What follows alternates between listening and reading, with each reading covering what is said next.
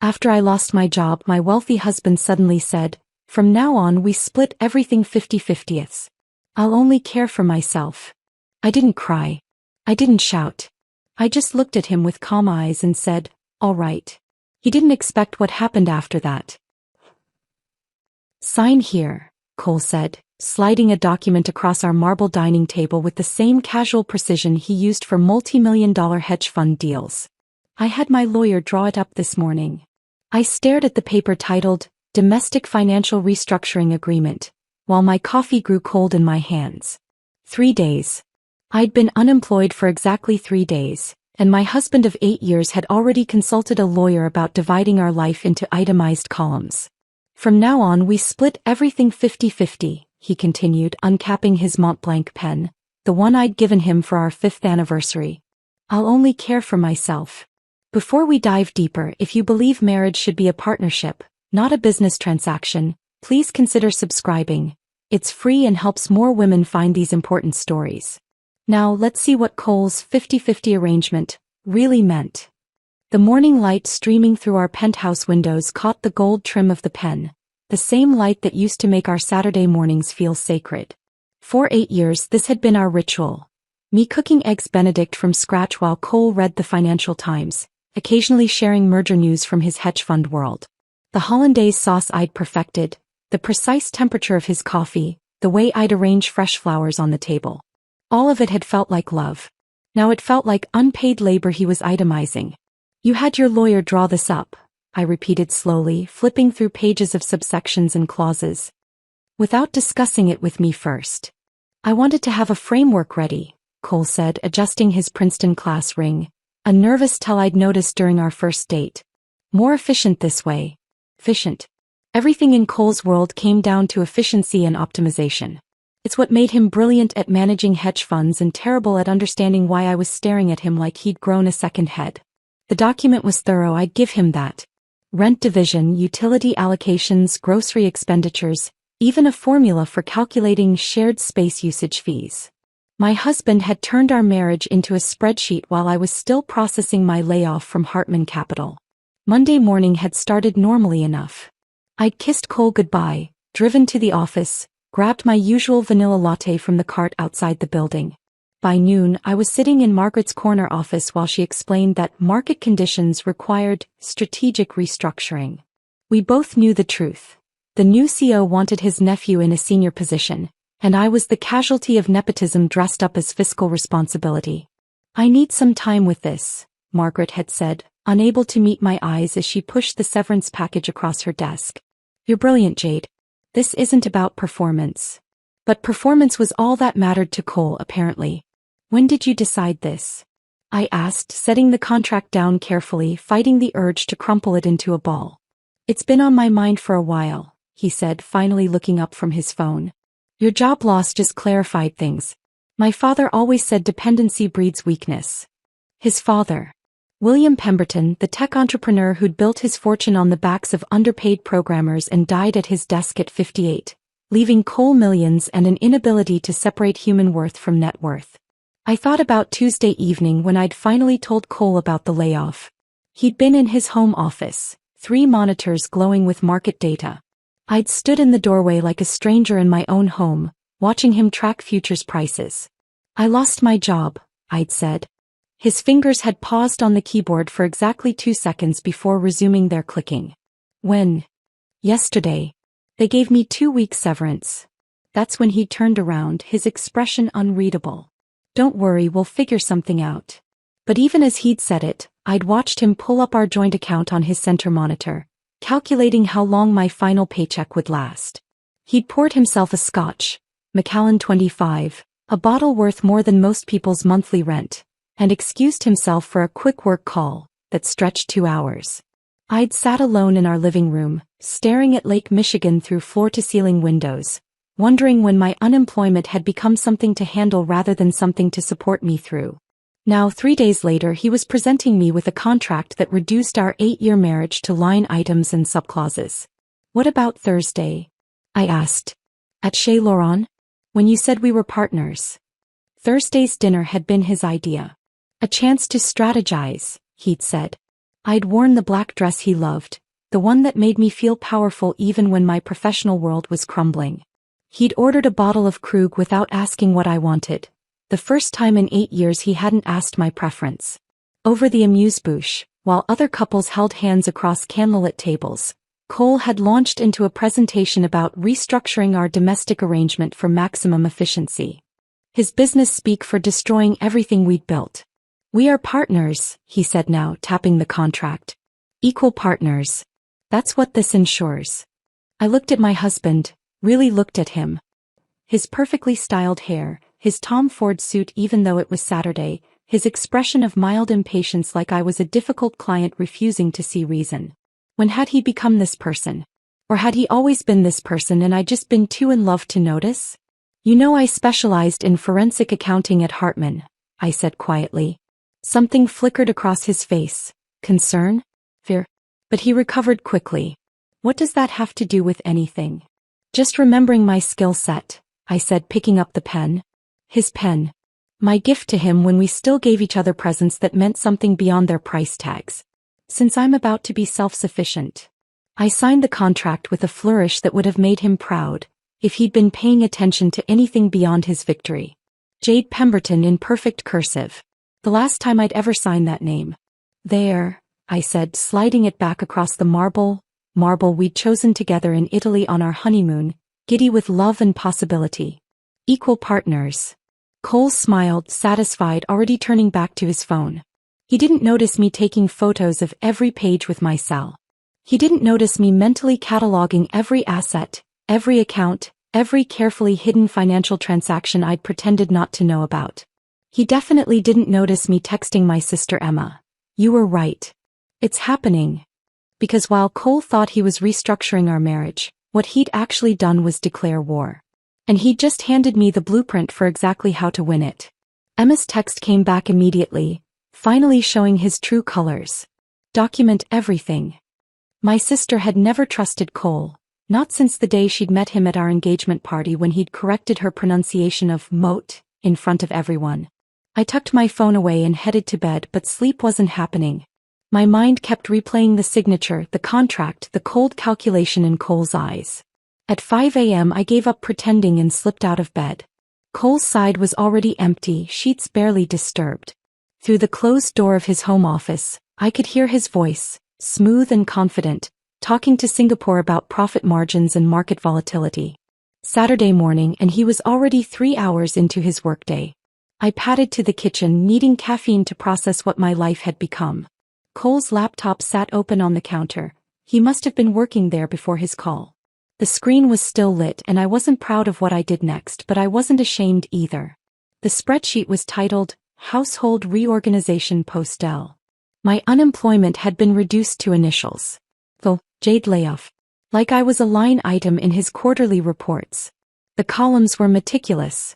Pre-JL monthly contribution showed my salary, our joint expenses, what percentage I'd covered. Post-JL sustainability model calculated exactly how much of a financial drain I'd become. He'd even created projections for different scenarios. If I found work in 3 months, 6 months, a year. The final column made my stomach turn. Optimal resolution timeline. He was calculating how long before he could justify leaving me. I took photos of every worksheet, every calculation, every cold assessment of my worth. Then I noticed another tab, MGM Consulting. The monthly transfers of $3,000 going back 6 months. Madison Grace Mitchell, his 28-year-old executive assistant. The woman who texted him about urgent presentations at 11 at night. The conference call droned on through the door. Cole laughed at something, that practice chuckle he used with clients. I closed his laptop and went to work. By the time he left for golf at 9, his Saturday morning tradition with Marcus Fitzgerald and 2 other Princeton buddies, I'd transformed our dining room into Command Central. Office Max had opened at 8 and I'd been their first customer, loading up on laminating sheets, color-coded folders, and enough supplies to rival a law firm. Going to the club, Cole had said, grabbing his tit-laced bag. He'd paused at the door, watching me arrange my supplies. "What's all this?" "Organizing," I'd replied, not looking up. "Being self-sufficient." He'd laughed, actually laughed, and left. The moment his Tesla pulled out of the garage, I got serious. 8 years of marriage meant 8 years of financial documents, tax returns, investment statements, credit card bills. Cole thought he was clever with his hidden assets, but forensic accounting had been my specialty. Finding money was what I did. I created my own masterpiece, a 47-page document titled Marital Asset Utilization Framework.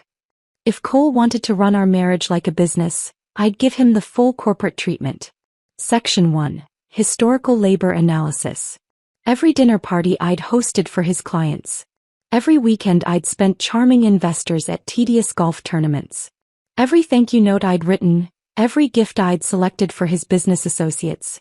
Every hour I'd spent making him look like a functional human being instead of the emotional void he actually was. Section 2. Intellectual Property Contributions. The investment strategies I'd suggested that he'd presented as his own. The connections from my Hartman network that had become his clients. The market insights I'd shared over breakfast that had mysteriously appeared in his presentations. Section 3. Opportunity Cost Analysis. The promotions I'd passed up to accommodate his career. The networking events I'd skipped to host his mother. The professional development I'd sacrificed to maintain his illusion of domestic perfection. By the time Cole's Tesla hummed back into the garage at 1, I'd bound everything in a leather portfolio that looked more expensive than it was. I heard him enter, the sound of his golf shoes on marble, the refrigerator opening. "Jade," he called. "Why is there a lock on your shelf?" I didn't answer. Let him wonder. He found me in the dining room, still in his golf attire, those ridiculous plaid pants his Princeton friends convinced him looked good. His face was flushed from sun and probably a few beers at the 19th hole. "What is all this?" He gestured at my war room setup. "Your copy," I said, sliding the leather portfolio across the table with the same precision he'd used that morning. "Of our updated arrangement." He smirked, that patronizing expression I'd once found charming. "Jade, come on." "Page 12, I interrupted. "Start with section 3.2. Still smiling, he opened the document. I watched his face change as he read. Retroactive compensation for unrecognized labor contributions, 2016 to 2024. "This is," he started. "Thorough," I supplied. "Keep reading." His smile died completely at the total, $347,000 in uncompensated labor, calculated at market rates for comparable services. Executive assistant, event planner, social coordinator, investment consultant. "You can't be serious," he said. Page 36. Precedent cases for retroactive compensation in dissolved business partnerships. His phone rang. Marcus Fitzgerald calling to thank him for covering the drinks. Cole's hand shook slightly as he answered, and I heard him say, "Mark, I need you to look at something. Legal opinion. Can I put you on speaker?" Marcus's voice filled the room, still jovial from morning drinks. "Sure, buddy. What's up?" "Jade created some kind of document about our household arrangement." "Send it over," Marcus said, his voice shifting to professional mode. I watched Cole photograph pages, his jaw tightening with each image. We waited in silence for Marcus to review them, the only sound the tick of the grandfather clock Cole's mother had given us as a wedding present. Finally Marcus spoke, and he wasn't laughing anymore. "Cole, is this real? She signed my agreement this morning, so she created this." "No, I mean, are these numbers real? Did she really handle all this?" Cole's silence was answer enough. Marcus whistled low. "Legally, she's got you by the balls, buddy. You wanted a business arrangement, she gave you one. And honestly, based on what I'm seeing here, she's undervaluing her contributions." "You're supposed to be my friend," Cole snapped. "I am your friend. Which is why I'm telling you the truth. Either tear up both agreements and go back to being married, or prepare to write a very large check." Cole hung up without saying goodbye. We stood there, facing each other across the table where we'd once shared romantic dinners, where we'd planned our future, where this morning he'd dismantled our marriage with a pen stroke. "This is blackmail," he said finally. "This is mathematics," I replied, echoing his words from that morning.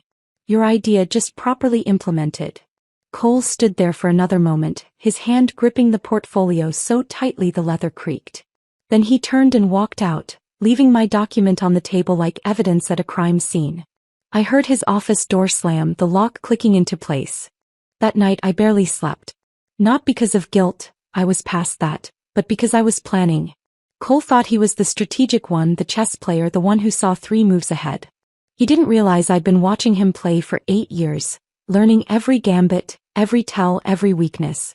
At 3 a.m. I crept to the living room with my laptop.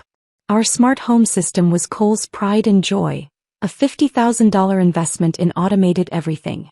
The future of living, he'd called it, spending weeks programming routines and zones. Now it would be the battlefield. The master control app was still logged into my phone. Cole had never thought to revoke my administrative access. Why would he? I'd never shown interest in his technical toys before. It took me 3 hours and several YouTube tutorials, but by dawn I'd reprogrammed everything. Jade's zone and Cole's zone were born. My zones ran on new passwords, biometric locks that only recognized my face and fingerprints. His zones kept his original access, but with some creative restrictions I'd built in. The beauty was in the overlap areas, the spaces we supposedly shared equally. Those would require both our authorizations to function. I was back in bed feigning sleep when Cole's alarm went off at 6 a.m. I heard him pad to the bathroom, yawning. Then silence. Then a muttered curse. The shower wouldn't start. His zone, his problem. Jade, he called. Something's wrong with the shower. I stretched lazily. Mine works fine. Try resetting your access code. More cursing. The sound of him jabbing at the control panel. Finally, the shower started, but only cold water. I'd restricted his hot water heater access to economy mode between 6 and 7 a.m. Energy efficiency after all. By the time he made it to the kitchen, still shivering, I was already there with my coffee, reading news on my tablet. The coffee maker won't connect, he said, staring at the machine like it had betrayed him. That's in my zone now, I explained. Would you like to purchase a cup? I'm offering a special rate, only $8 for premium brew. His face went red. This is ridiculous. This is the 50-50 arrangement you wanted. Equal division of assets. I took a long, satisfied sip of my coffee. Your coffee maker is in your office. He stormed to his office and I heard the cheap Mr. Coffee machine I'd bought him gurgling to life. $20 at Target. It seemed appropriate. Saturday arrived with Emma's visit. My sister had driven down from Milwaukee in her 10-year-old Honda, parking it next to Cole's Tesla in our garage. The contrast was perfect. Everything about our situation summarized in 2 vehicles. Holy, Emma stopped mid-word as she entered our penthouse. The living room was bathed in 2 distinct lighting schemes. My side glowed with warm amber tones from the smart bulbs. Cole's side was lit in cold, corporate blue. A clear line divided the space where our zones met. Jade, what have you done? Implemented Cole's vision, I said, hugging her. Come on, let me show you my side. Emma followed me through the apartment, her teacher's salary sensibilities visibly offended by every surface. When we reached the kitchen, she saw the digital locks on the refrigerator sections. You're joking, she said. He ate my meal prep at 2 a.m. Wednesday night. $60 worth of organic ingredients, gone. I showed her the security footage on my phone. Cole in his boxers illuminated by refrigerator light, eating my carefully portioned containers. This isn't healthy, Emma whispered, but then I showed her my bank statements. The joint account Cole had drained to protect assets. My severance that had mysteriously needed to cover unexpected household expenses. The credit card he'd canceled without warning. Oh honey, she said, understanding dawning. He's trying to force you out. He's trying to break me, I corrected. But he forgot I learned from the best. Sunday morning, I decided to document Cole's self-sufficiency journey. He'd announced he was going grocery shopping, a first in our 8-year marriage. I waited 10 minutes, then followed. Whole Foods on a Sunday was packed, perfect cover. I kept my distance, phone discreetly recording as Cole wandered the produce section like a lost tourist in a foreign country. He stood in front of the cherry display for 5 full minutes, holding a small box marked $27. Excuse me, he asked a teenage employee stocking apples. Is this the normal price for cherries? The kid looked at the box, then at Cole and his $1,000 sneakers. It's organic, sir. And imported. But $27? You could try regular cherries, the employee suggested. They're $8. Cole put the expensive box in his cart anyway, image over economics even now. The meat counter was worse. He ordered 8 pounds of Wagyu beef, not understanding the price was per pound, not total. The butcher's eyebrows rose, but he wrapped it anyway. Cole added truffle salt, $45, aged balsamic, $62, and something called heritage grains, $30, that I guarantee he couldn't define. His total came to $438.67. For one person. For 1 week. I was already home when he returned, struggling with his bags. Need help? I offered sweetly. I've got it, he grunted, dragging premium groceries to his side of the kitchen. Everything went into his designated areas, including the freezer section I'd marked with digital tape. Monday morning was beautiful. Cole had an 8 a.m. breakfast meeting with Japanese investors, crucial for his fund's expansion. He woke at 6, showered, still cold, and went to make breakfast. I watched from my laptop camera as he opened his refrigerator section. The Wagyu was there, raw and expensive. The heritage grains sat unopened. The truffle salt looked decorative on his shelf. He tried every password combination on my locked section, where my prepped breakfast sandwiches waited. Jade 1234. Anniversary 2016. Even I love you, which made me laugh bitterly. Finally, at 7:47 a.m. he placed an order for delivery. $85 for eggs, toast and coffee, delivered at 8:23 a.m. His investors had already been waiting 23 minutes. That evening I found him eating cereal for dinner. The Wagyu had gone bad, he didn't know it needed to be used within 2 days of purchase. $400 of groceries, I said, and you're eating cornflakes. He looked up at me and for a moment I saw something crack in his facade. Not enough to matter but enough to know the war was working. He set down his spoon, the cornflakes going soggy in the milk. For a second neither of us spoke. Then he pushed back from the table and walked to his office without a word, leaving his bowl right there on the counter. His side of the counter technically, but still, old habits die hard. I cleaned up his mess anyway because seeing dirty dishes bothered me more than making a point. That's when I noticed his credit card statement on the counter, partially hidden under his abandoned Wall Street journal. He'd been reviewing expenses, probably trying to figure out where all his money was going now that he was buying $40 honey and truffle salt he couldn't pronounce. One line item caught my eye. MGM Consulting, $3,000. The same charge appeared every month going back 6 months. $3,000 monthly to a consulting firm I'd never heard of, while he'd been telling me we needed to tighten our belts due to market volatility. I photographed the statement and went to my laptop. The address for MGM Consulting wasn't a business complex or corporate building. It was the Meridian, a luxury apartment building downtown where studios started at $4,000 a month. My forensic accounting instincts kicked in hard. This wasn't about revenge anymore.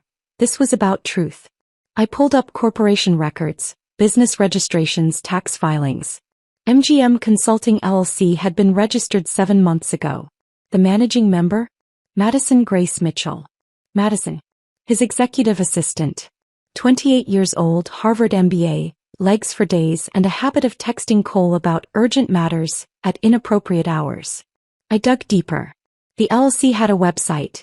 If you could call 3 blog posts about manifesting your best life through strategic thinking, a website. The last post was 4 months old. Some consulting firm. That's when everything clicked. The late nights at the office. The weekend emergency meetings. The way he'd suddenly become protective of his phone, keeping it face down during dinner, taking it into the bathroom during showers. I was building a new spreadsheet, suspicious financial activity, when the universe decided to hand me a gift. It was Tuesday night, 11:47 p.m. according to my laptop clock. Cole was in the shower, his phone charging on his nightstand. The water was running full blast. He'd figured out how to override my hot water restrictions by showering at night. His phone lit up. A text notification. I shouldn't have looked. But then again, he shouldn't have been funding his assistant's apartment while making me document every cent I spent on groceries. Can't wait to see you tomorrow, baby. From Madison Mitchell. The water was still running. I grabbed my phone and photographed his screen, making sure the timestamp was visible. Then I opened my evidence folder. Yes, I had an evidence folder now, and filed it under Exhibit A, Emotional Assets Misappropriation. The shower stopped. I quickly returned to my side of the bed, pretending to read on my Kindle. Cole came out in his Turkish cotton robe, the one I'd bought him for Christmas last year, when I still believed we had a marriage worth saving. "Who texted?" I asked casually. He glanced at his phone and I watched his face change. Just a flash of panic before the mask slipped back on. "Work thing. Singapore markets. Singapore markets. At midnight. Sending heart emojis. Busy day tomorrow?" I asked, turning a page I hadn't read. "The usual. Some meetings." He climbed into bed, careful to stay on his side of the invisible line we'd drawn down the middle. "Why?" "Just wondering." He was asleep within minutes, snoring softly. I lay there in the dark, planning my next moves. Madison wanted to see him tomorrow. Fine. Maybe I'd do some seeing of my own. Wednesday morning, Cole left early, mumbling something about breakfast with clients. I waited until his Tesla disappeared into traffic, then called in a favor from Janet, my former colleague at Hartman who now worked in the same building as Cole's firm. "I need to borrow your visitor pass," I said. "Jade, what are you planning?" "Research." She sighed. "Second floor cafe. 20 minutes. The building's lobby was all marble and glass, trying so hard to scream success that it felt desperate. Janet met me at the cafe, sliding her visitor pass across the table. "15th floor is Cole's firm," she said. "But you didn't get this from me." "Get what?" I smiled, pocketing the pass. "I didn't go to the 15th floor. I went to the parking garage and waited. Cole's Tesla had a reserved spot, P47, right next to P48, which belonged to a familiar white BMW with vanity plates. Emadian 28. Madison. 28. Settle. At 12:15 they emerged from the elevator together. Cole's hand on her lower back, guiding her toward her car. The kind of casual intimacy that comes from practice. They were laughing about something, her head tilted back, his face more animated than I'd seen in months. I took photos. Then I followed them. They went to Brevard, a restaurant so exclusive it didn't have a sign. The kind of place Cole used to take clients he was trying to impress. Now apparently it was where he took his assistant for meetings. I was sitting in my car reviewing the photos when someone tapped on my window. I nearly jumped out of my skin. Victoria Pemberton stood there in her St. John's suit and pearls, looking like old money and new judgment combined. Cole's mother. My mother-in-law. The woman who'd never quite approved of me but had been too polite to say so directly. I rolled down the window. "Following my son?" she asked, but there was no accusation in her voice. Just curiosity. "Victoria, I can explain." "No need." She opened my passenger door and slid in, bringing with her a cloud of Chanel No. 5. I was at Brevard myself. Library Foundation lunch. Imagine my surprise seeing Cole with his assistant. We sat in silence for a moment. "I know about Madison, dear," Victoria said finally. "Have known for months." My stomach dropped. "Why didn't you tell you?" She turned to look at me directly. "Because Cole's father had his own Madison once. Her name was Jennifer. 26, marketing coordinator, thought she was in love." Victoria's smile was sharp as winter. "I handled it differently than you're handling this." "What did you do?" I stayed quiet. Played the perfect wife. Let him have his fun. She adjusted her pearl necklace. Then Jennifer got pregnant. William paid her to disappear, but the damage was done. The board found out. His reputation never recovered. "I'm sorry, Victoria." "Don't be. I got everything in the end. The houses, the investments, the company shares." She studied me with new interest. "But your way, all this documentation, the contracts, the digital warfare Emma told me about." "Emma talked to you?" "She called yesterday. Worried about you. But I told her not to be." Victoria smiled, and for the first time since I'd known her, it reached her eyes. "Your way might be more effective. Certainly more interesting." She opened her purse and pulled out a flash drive. "What's this?" "Security footage from the Pemberton building. 6 months worth. Amazing how often Madison had to work late. How often Cole had to supervise." He pressed it into my hand. "Call it a wedding gift. 8 years delayed." I stared at the flash drive in my hand, this small piece of plastic that felt heavier than my wedding ring ever had. Victoria was still watching me, her expression unreadable behind those perfectly applied cosmetics that probably cost more than most people's car payments. "Why are you helping me?" I asked. "Because," she said, checking her Cartier watch, "Cole is making the same mistakes his father made, but with less style and even less discretion. At least William had the sense to be subtle." She opened her door then paused. "I'm coming for tea tomorrow. Have Earl Grey ready." She left me sitting there, holding evidence I hadn't even asked for, from a woman who'd spent 8 years making me feel like an interloper in her son's life. Thursday afternoon, Victoria arrived precisely at 2, wearing a different St. John's suit but the same expression of mild disappointment she'd perfected over decades of charity boards and country club politics. Cole was at the office, or wherever he actually spent his afternoons now. "Earl Grey?" I asked, already knowing the answer. "Please." I went to the kitchen and returned with my laminated price list, the one I'd created after Cole's 50-50 declaration. "That'll be $12. Includes preparation, service, and cleanup." Victoria's perfectly shaped eyebrows rose slightly. She opened her Hermes wallet, not the everyday one but the special occasion piece that probably cost more than my car, and counted out exactly $12 in singles. Her manicured fingers trembled slightly, not with rage as I'd expected, but with what looked like suppressed laughter. $12, she said, placing the bills on the coffee table. "For tea." "Cole's policy. I'm just following the rules he established." "Indeed." She maintained eye contact with an intensity that could freeze champagne. "Make the tea, dear. We need to talk." When I returned with the Earl Grey, properly steeped china cup, the whole ceremony she'd trained me in, Victoria had spread documents across my coffee table. Old documents, yellowed at the edges, some handwritten in fountain pen. 1987, she said, lifting a credit card statement. "William started his own restructuring of our marriage. Said I'd become too dependent, too comfortable." Sound familiar? I sat down, careful not to disturb the papers. The statement showed charges to hotels, restaurants, jewelry stores. None of them for Victoria. Jennifer, Victoria continued, was 26. Marketing coordinator at his firm. Blonde, ambitious, thought she was special. She sipped her $12 tea. "They always think they're special." "How did you find out?" "Credit card statements first. Then private investigator." This was before cell phones, dear. Following people required actual skill. She pulled out a manila folder, thick with photographs and reports. "Cost me $5,000 but worth every penny." The photos were grainy but clear enough. William Pemberton, looking exactly like an older version of Cole, with a young woman who could have been Madison's older sister. "What did you do?" I asked. "Nothing at first. I let him think he was clever. Let him make mistakes. And he did, so many mistakes." She smiled, sharp as winter moonlight.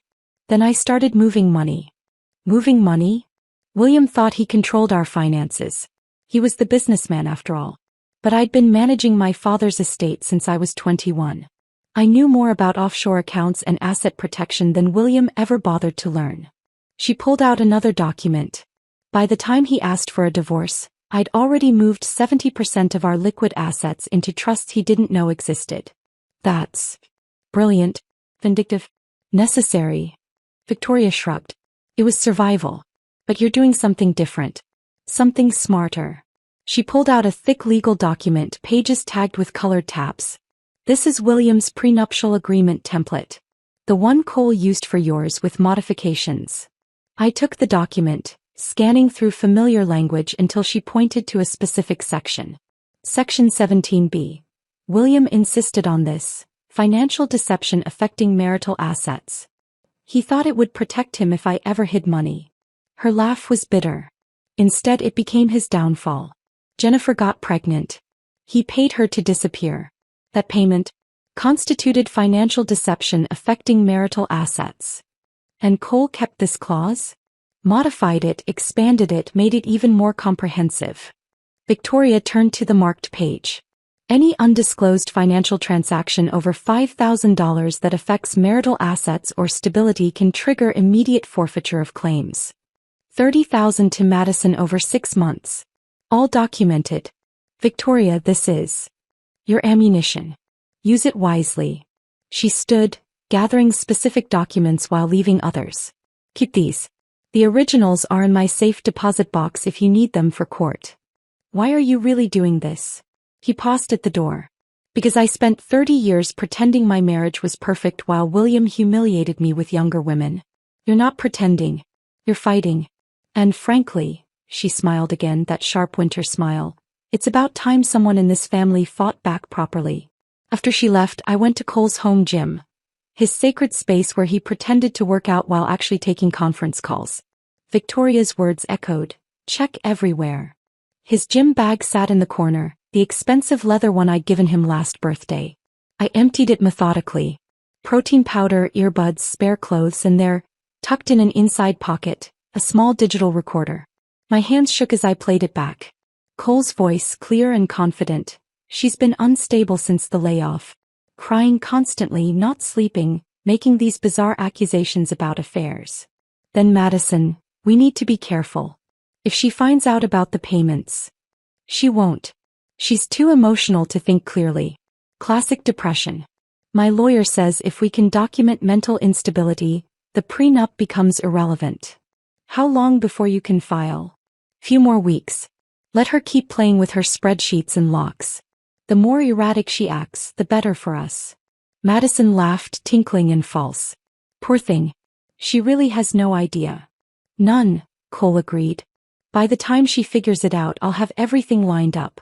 Clean break, minimal settlement, and we can finally stop hiding. The recording continued for another 40 minutes. Plans within plans, lies within lies. They'd been strategizing my breakdown while I'd been fighting for my marriage. I sat on his workout bench, recorder in hand, feeling something shift inside me. Not breaking, hardening. Like coal under pressure becoming diamond. I copied the files to 3 different drives, uploaded them to the cloud and emailed them to my lawyer. The one I'd hired yesterday, Patricia Nakamura, who specialized in high-net-worth divorces and had a reputation for destroying prenups. Then I put the recorder back exactly where I'd found it. Let Cole think I was still in the dark, still playing with spreadsheets while he planned my demolition. The recorder went back in Cole's gym bag, nestled between his protein powder and spare socks. My hands were steady now, my mind clear. This wasn't about revenge anymore. It was about survival. That evening, I called Patricia Nakamura from my car, parked outside a Starbucks where the Wi-Fi was free and Cole couldn't monitor my calls. I need to see you tomorrow, I said. Can you recommend a forensic accountant? I work with someone, Patricia replied, her voice professional but warm. Keiko Tanaka. She's expensive, but she finds everything. How expensive? $5,000 retainer. Each. $10,000. My entire severance package minus what I'd already spent on groceries and gas. Cole thought I was using it for the therapy he'd been suggesting. You seem stressed, Jade. Maybe you should talk to someone about your adjustment issues. Book them both, I said. Tomorrow if possible. The law offices of Winters and Associates occupied a corner suite in a building that screamed old money and older secrets. Rachel Winters herself met me in the lobby, 60-something, silver hair in a power bob, wearing a suit that probably cost more than my monthly mortgage payment. Patricia says you have an interesting case, she said, leading me to a conference room where Patricia Nakamura waited with another woman, Keiko Tanaka, I assumed. I spread everything on the table. The contracts, the flash drive from Victoria, the recordings, the financial documents, my own detailed spreadsheets tracking 8 years of uncompensated labor. Rachel whistled low. He actually signed this 50-50 agreement? His idea. Had his lawyer draft it. And these recordings? Found them yesterday. He's been planning to claim I'm mentally unstable. Keiko was already deep in the financial statements, her fingers flying across her calculator. These MGM consulting payments, they're just the beginning. Look here. She pointed to a series of transfers. He's been moving money for 2 years. Cayman accounts, Swiss-numbered accounts.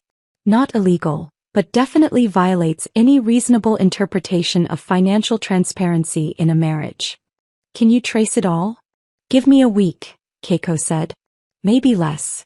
Patricia pulled up Cole's firm website on her laptop. Pemberton Capital.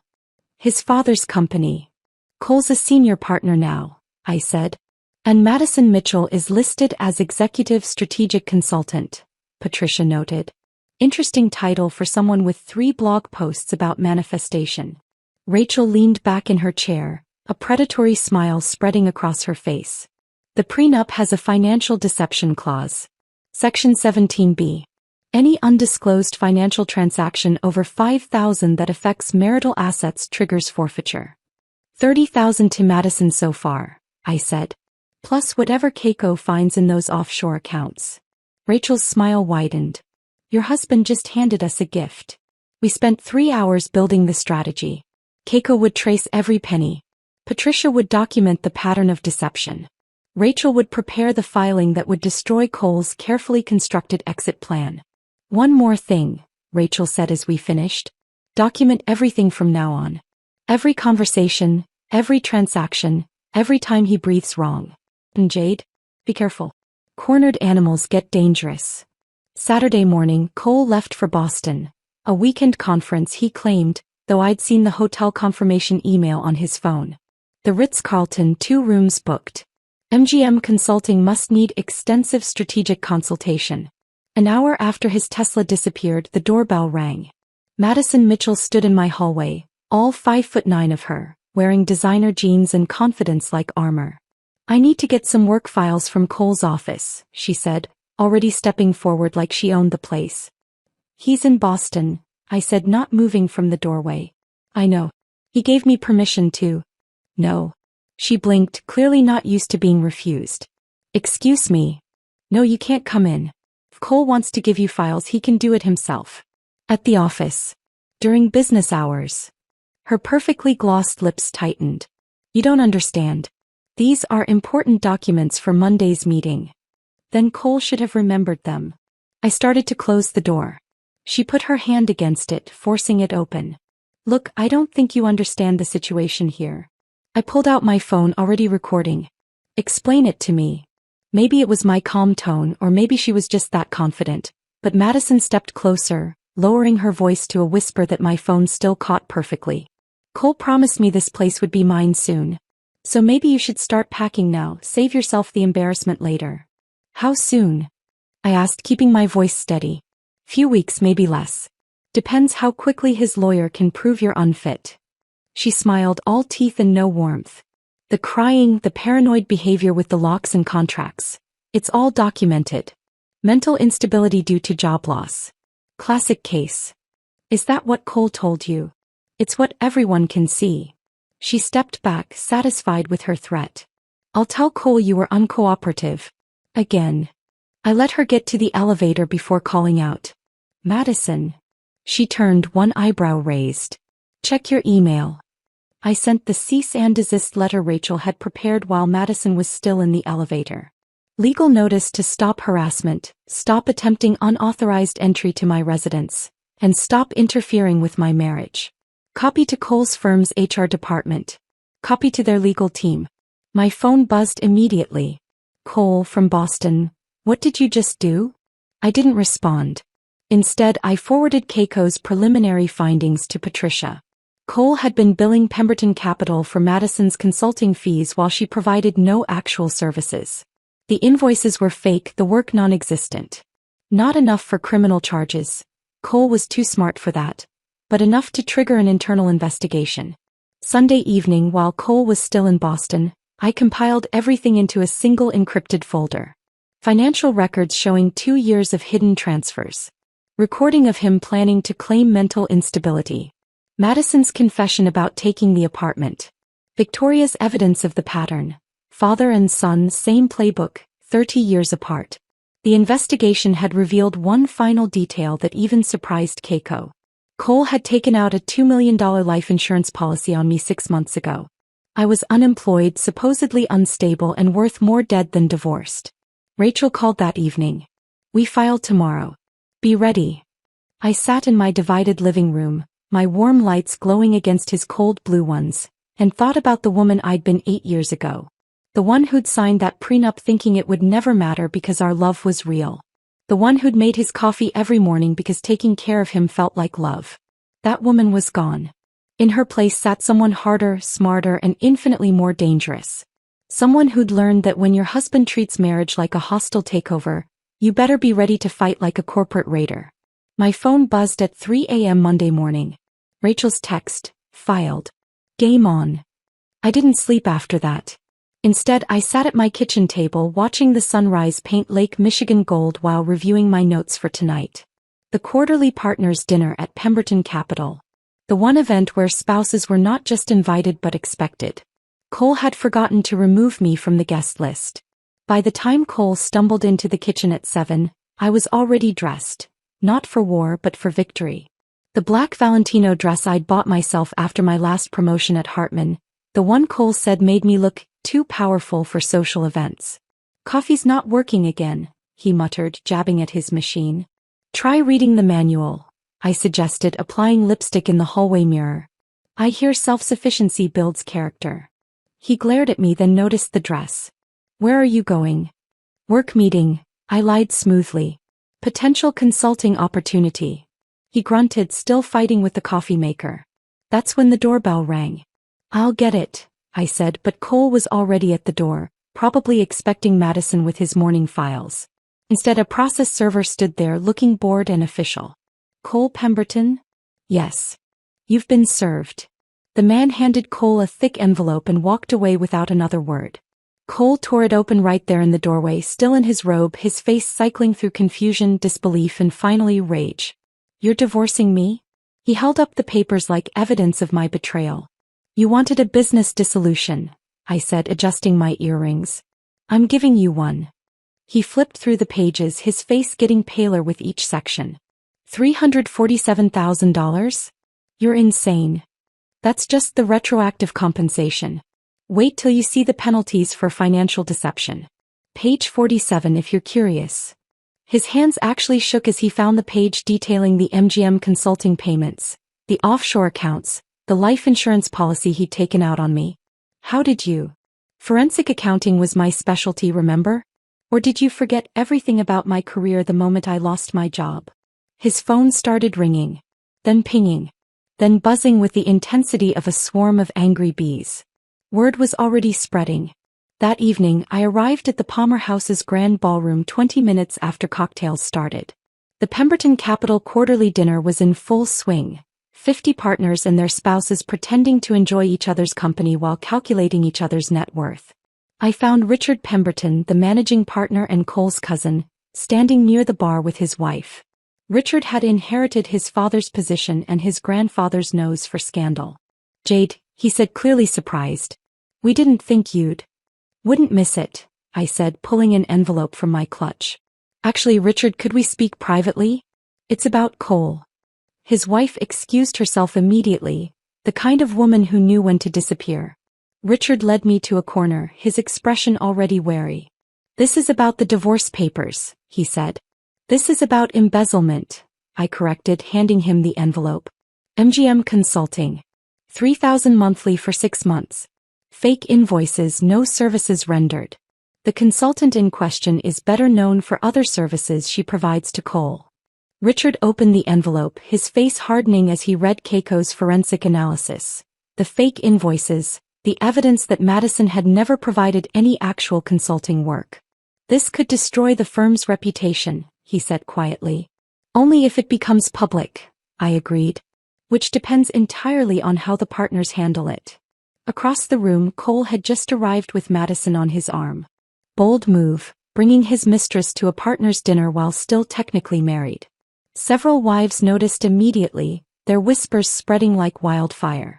Richard looked from the papers to Cole to me. What are you asking for? Nothing from the firm. This is between you and your partner. I just thought you should know where company funds were going. I walked away, leaving Richard holding evidence that would trigger an emergency partners meeting within hours. But first I had one more performance to give. Cole found me at the dessert table, his face flushed with alcohol and anger. Madison hung back, suddenly less confident in a room full of wives who knew exactly what she was. You're destroying everything, he hissed. I'm documenting everything, I corrected, loud enough for nearby partners to hear. There's a difference. This is my father's firm. Victoria's voice cut through the air like ice. She stood in the doorway, magnificent in Chanel, flanked by a man in a suit that screamed legal counsel. It was your father's firm. Before you dishonored his memory with your sloppy affair and sloppier embezzlement. The room went silent. Madison actually stepped behind Cole like he could shield her from Victoria's Arctic presence. Mother, Cole started. I'm here in my capacity as trustee of the Pemberton Family Trust, Victoria continued, her voice carrying to every corner of the ballroom. To inform you that effective immediately, you're removed from the board for conduct unbecoming a Pemberton. You can't. I can. I am. I have. He turned to Richard. I believe you have an announcement as well? Richard cleared his throat. The partners will be meeting tomorrow to discuss Cole's position at the firm. Until then, he's suspended pending investigation of financial irregularities. Cole's phone exploded with notifications. Email after email from colleagues, clients, connections, all distancing themselves from his radioactive reputation. He stood there in his designer suit, holding his dying career in his hand while his mistress edged toward the exit. Your father would be appalled, Victoria said, and her voice carried a lifetime of disappointment. Not at the affair, God knows William had plenty, but at how poorly you executed it. Fake invoices? Really? At least your father's mistresses could type. Madison fled. Actually ran from the ballroom in her designer heels, leaving Cole standing alone in a room full of people who'd known him since childhood, all of them now seeing him for exactly what he was. I picked up my clutch and walked past him, pausing just long enough to whisper, check your email. The message from my lawyer was simple. Settlement conference scheduled for Thursday. Bring your checkbook. The managing partner's email to all partners arrived while I was in the elevator. Emergency meeting tomorrow, 8 a.m. Mandatory attendance. By the time I reached the lobby, Cole's career at his father's firm was over. 8 years of marriage destroyed by his own greed. A lifetime of reputation demolished by his own deception. The elevator doors closed on my old life, and I walked out of the Palmer House into the Chicago night feeling something I hadn't felt in months, free. My phone vibrated with messages from people who'd witnessed Cole's public demolition, but I didn't read them. Tomorrow would bring its own battles. Tonight I just wanted to breathe.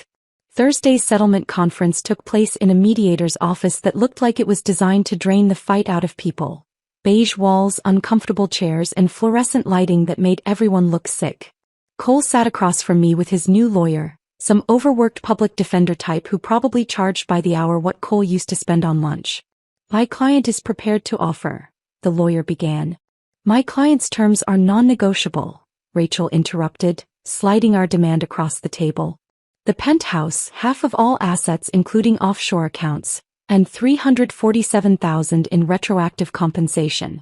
Cole's lawyer whispered urgently in his ear, probably explaining that a public trial would expose the embezzlement, the affair, the life insurance policy, everything. This is extortion, Cole said, his voice hoarse. He'd lost weight, his suit hanging loose on his frame.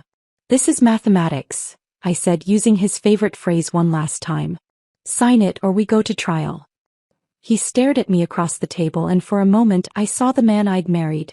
Brilliant, confident, convinced the world was his to conquer. Then that man crumbled and he picked up the pen with a trembling hand. His signature was shaky, nothing like the bold strokes he'd used on our marriage contract. As he signed away the penthouse, the assets, the life he'd built on his father's money and my invisible labor, I felt nothing. No triumph, no sadness, just a hollow recognition that 8 years had come down to this. Signatures on paper just like they'd begun. 3 months passed in a blur of boxes and paperwork. I kept the penthouse but redecorated, removing every trace of Cole's cold minimalism. Emma helped, bringing warmth with second-hand furniture that had actual character, plants that made the space feel alive, artwork from local artists instead of investment pieces. One morning, Emma texted me a screenshot from Madison's Instagram. I was drinking coffee from a mug that said, "World's okayest ex-wife." Emma's housewarming gift, when I read Madison's post. Dating in Chicago is impossible. This guy actually invoiced me for half our dinner date. He calculated tax and tip down to the penny. Then charged me for his gas to pick me up. Why are men so cheap? Hashtag dating nightmare, hashtag Chicago men, hashtag splitting bills is not romantic. I laughed until my sides hurt, then screenshotted it for my karma folder. Madison had found her equal. Someone who treated relationships like transactions. The comments were even better, full of women sharing similar stories, missing the irony completely. That screenshot became the inspiration for my next chapter. I'd been surviving on the settlement money, but surviving wasn't enough anymore. I wanted to build something. Equal Means Everything launched 6 weeks later. Not a law firm, but a consulting service helping women recognize and document financial abuse in marriages. My website went live on a Tuesday. By Thursday I had 17 inquiries. My first real client came through Victoria, of all people. Senator Catherine Walsh, whose husband controlled every penny while she ran his campaigns, raised his children and smiled for his photo ops. She sat in my home office, formerly Cole's gym, crying into tissues while showing me 20 years of financial manipulation. He says it's for tax purposes, she explained, but I can't even buy groceries without his approval. Let me show you something, I said, pulling up my own documentation. This was my marriage. This is how I proved it. This is how you build your case. Catherine became my success story. Within 4 months she had her own accounts, her own credit cards, and a post-nuptial agreement that would make Cole's prenup look like a kindergarten contract. Word spread through Victoria's country club network faster than gossip at a junior league luncheon. 6 months after the divorce, Victoria invited me to her annual charity gala, the Pemberton Foundation's fundraiser for women's financial literacy. Ironic, considering the Pemberton men's history with financial deception. I wore red, bold, unapologetic red, and arrived alone. The ballroom was full of familiar faces, people who'd watched my marriage implode, who'd whispered about the scandal, who'd chosen sides. Jade, Victoria called out, and for the first time her voice held genuine warmth. Come, I want you to meet someone. She introduced me to 3 women, all going through similar situations, all needing help. By the time dinner was served, I had 5 new clients. That's when I saw him. Cole standing by the bar looking like a ghost of his former self. Thinner, older, wearing a suit that had seen better days. He was working at Morrison & Associates now, a small firm that handled personal injury cases. Madison was nowhere to be seen. He approached slowly, like someone approaching a wild animal. Jade. Cole. You look. He paused, searching for words. Happy. I am.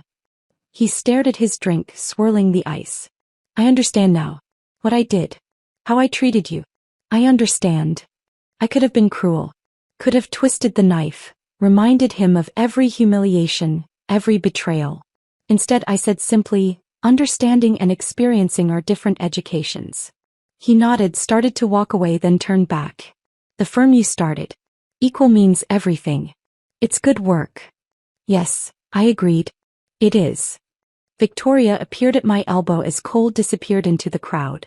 They're about to announce the Community Impact Award, she said, guiding me toward the stage.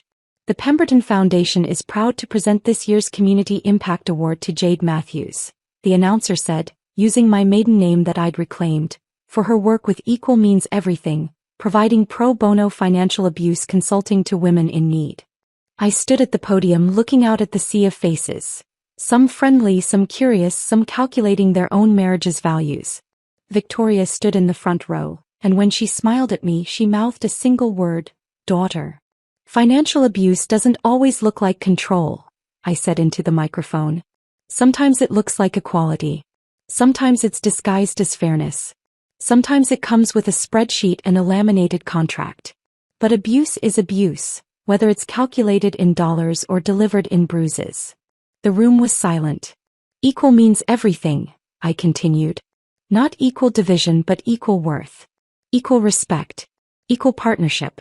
That's what we help women find, not just their financial freedom, but their understanding that they deserve both love and respect, not one or the other. The applause was genuine, warm, real. As I walked back to my table, award in hand, I caught a glimpse of myself in the ballroom mirror. The woman looking back wasn't the one who'd signed that contract with Cole's expensive pen. She wasn't the one who'd made his coffee every morning for 8 years. She was someone entirely new. Someone who'd learned that the best revenge isn't destroying someone else. It's building something better from the ashes they left behind. My phone buzzed. Another inquiry through my website. Another woman needing help. Another chance to turn someone's 50-50 nightmare into a new beginning. I smiled, thinking about Cole in his small apartment, probably eating takeout from containers, finally experiencing the self-sufficiency he'd preached. Me. I was experiencing something better. Freedom. If this story of calculated revenge had you glued to your screen, hit that like button right now. My favorite part was when Jade charged Victoria $12 for tea service, watching Cole's mother count out exact change with trembling fingers. What was your favorite moment of sweet revenge? Drop it in the comments below. Don't miss more captivating stories like this.